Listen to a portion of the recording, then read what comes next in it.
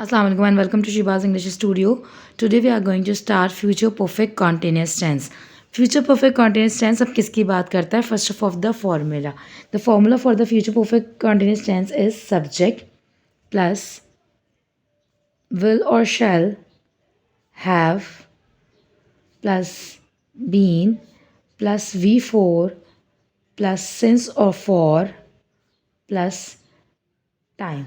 This is the formula for the future perfect continuous tense. अब देखिए future perfect continuous tense के अंदर हम बात कर रहे हैं किस चीज़ की? हम बात कर रहे हैं, देखिए फ्यूचर में फ्यूचर भी है तो ये परफेक्ट और continuous, it is a combination for two tenses, यानी कि ये यहाँ पर हम देखिए इसमें ये परफेक्ट भी ऐड हो रहा है और इसके अंदर ये कॉन्टिन्यूस भी ऐड हो रहा है। ठीक है जनाब, यानी कि फ्यूचर परफेक्ट कॉन्टिन्यूस। और as I have told you before कि जैसे मैं आपको पहले भी बता चुकी थी हूँ कि आपने करना क्या है, परफेक्ट की ऑक्सिलरी यूज़ करनी है, फ्यूचर परफेक्ट की ऑक्सिलरी यूज़ करनी है, कॉन्टिन्यूस का V4 यूज़ करना है। और चूंकि हम दो डिफरेंट टेंसेस को मिला रहे हैं तो बीच में बीन लगाएंगे, तो आप इसको इस तरीके से इस फॉर्मूला को याद कर सकते हैं। This is the easiest way to learn this formula. Further more what आपको इसमें यूज़ करना है सिंस और फॉर, क्योंकि ये बता रहा है बेसिकली टाइम के बारे में, वक्त के बारे में बात कर रहा है। अब वक्त के बारे में क्या बता रहा है, अगर मैं इसके अब टॉक्स अबाउट की बात करूँ कि किस चीज़ की बात कर रहा है, तो basically future perfect continuous tense उस वक्त की बात, उस काम की बात करता है कि वह ऐसा काम जो फ्यूचर में शुरू हुआ और एक आगे सर्टेन टाइम फ्यूचर में वो कंटिन्यू रहा, जारी रहा। क्योंकि परफेक्ट कॉन्टिन्यूस कहीं ना कहीं कंटिन्यूटी दिखा रहा है। प्रेजेंट परफेक्ट कॉन्टिन्यूस हमने किया था, आपको याद होगा, तो प्रेजेंट परफेक्ट कॉन्टिन्यूस टेंस में मैंने आपको बताया था कि वो काम जो पास्ट में शुरू हुआ और प्रेजेंट तक कंटिन्यू रहा, ऐसा ही था।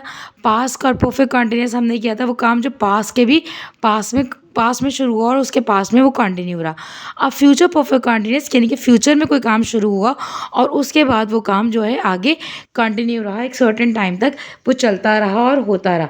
ऐसे काम को हम क्या बोलेंगे? Future perfect continuous.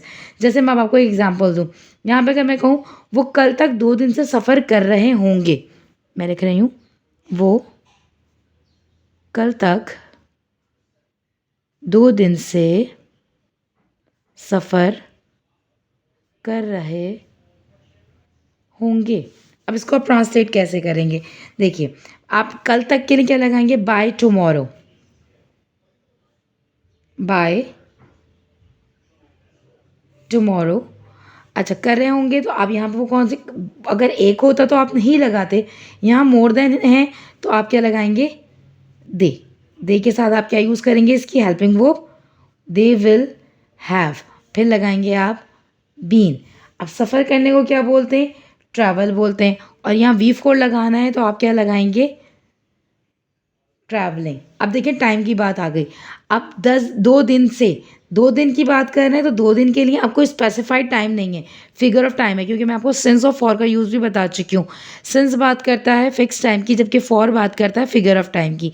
तो यहाँ पे 2 डेज, 2 दिन है तो फॉर 2 डेज, वो कल तक 2 दिन से सफ़र कर रहे होंगे।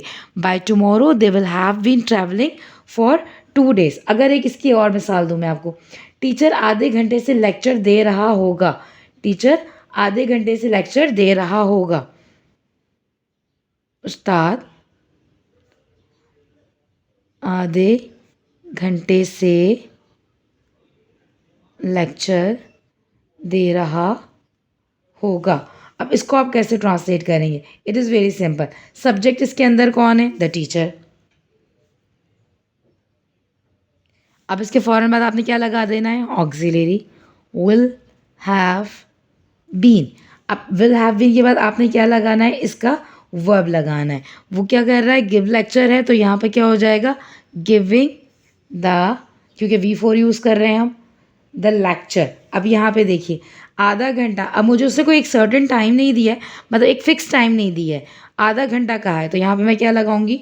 फॉर हाफ एन आवर, आधे घंटे से लेक्चर दे रहा होगा। अब यहाँ पे एक और एग्जांपल देखिए, थोड़ा सा आप इसको थोड़ा टाइम लगाना पड़ेगा, यू विल गेट इट, कि आपको सिर्फ ये बात समझना है कि वो काम जो फ्यूचर में स्टार्ट हुआ है और आगे वो कंटिन्यू हुआ है एक सर्टेन टाइम तक, ऐसे काम को आप फ्यूचर परफेक्ट कंटिन्यूस कहते हैं। अब अगर जैसे एग्जाम्पल मैं दूँ, वो सुबह से काम कर रहा होगा, वेरी सिंपल, वो सुबह से काम कर रहा होगा। वो सुबह से काम कर रहा, काम कौन कर रहा है? Subject. He will have been, ये तो आपने ही सब्जेक्ट लगाया है, इसके बाद विल हैव बीन आपने क्या लगा दिया? इसकी आपकी ऑक्सिलरी आ गई। अब इसके अंदर हमें V4 लगाना है। काम करने के लिए वर्क होता है और V4 क्या हो जाएगा? वर्किंग। अब सुबह यहाँ पे देखिए फिक्स टाइम आ गया है, तो आप क्या लिखेंगे? Since morning. वो सुबह से काम कर रहा होगा।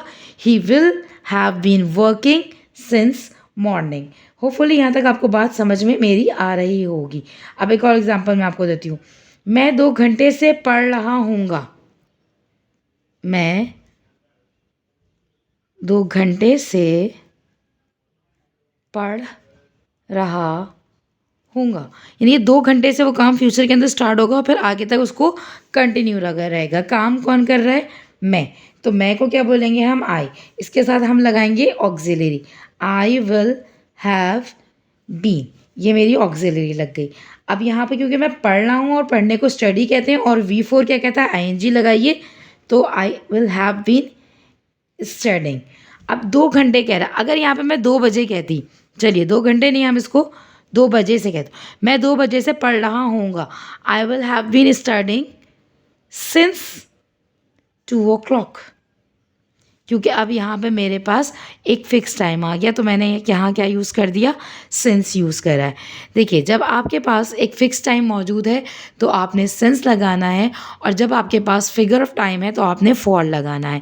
Perfect continuous tenses continuation show कर रहे होते हैं। वो काम जो प्रेजेंट में शुरू हुआ, पास्ट में शुरू हुआ, प्रेजेंट तक कंटिन्यू था, प्रेजेंट परफेक्ट कॉन्टिन्यूअस। वो काम जो पास्ट सिंपल में शुरू हुआ और पास्ट में उसके बाद जारी रहा, तो वो काम क्या था? Past perfect continuous. यानी पास्ट के पास में शुरू हुआ और उसके पास में वो जारी था, past perfect continuous. Future perfect continuous, वो काम जो फ्यूचर में शुरू हुआ और आगे कंटिन्यू रहा मज़ीद दूसरे फ्यूचर में, वो एक सर्टेन टाइम तक वो काम चलता रहा। ऐसे काम को आप क्या कहते हैं? Future perfect continuous. Formula is subject will have been, V4, since for और टाइम। और देखिए, शेल के बारे में मैं आपको पहले ही एक्सप्लेन कर चुकी हूँ कि शेल अब जो है हम मॉडर्न ग्रामर में इसको यूज़ नहीं कर रहे हैं, लेकिन अगर आप कहीं यूज़ करेंगे शेल का तो सिर्फ आई और वी के साथ। अब शेल जो है वो यूज़ होता है सिर्फ फॉर्मल रिक्वेस्ट के लिए आप यूज़ करते हैं उसको, तो आप सब में अगर विल लगाएं तो इसमें कोई भी मुज़ायक़ा नहीं है, कोई उसमें जो है कोई गलत बात नहीं रहेगी। तो you may use only will with have. आप सिर्फ आप हैव के साथ विल भी लगा सकते हैं with I and we including, with all the subjects, सब सब्जेक्ट्स के इंक्लूडिंग आप करके विल लगाइए, विल हैव, यानी कि आप उसमें ही के साथ लगाइए, शी के साथ लगाइए, दे के साथ, we, I and we. But if you want to use shall have, तो you are only allowed to use with I और we, फिर आप बाकी सबके साथ यूज़ नहीं कर सकते। होपफुली यहाँ तक ये बात समझ में आई होगी, और यहाँ हमारा चैप्टर कंप्लीट होता है फ्यूचर परफेक्ट कॉन्टिन्यूअस का। इंशाल्लाह from the next class we are going to start the voice. हम आप स्टार्ट करेंगे नेक्स्ट क्लास से voice, active and passive voice. Hopefully that will also help you to learn English. Till then, take care of yourselves and do like, subscribe and share.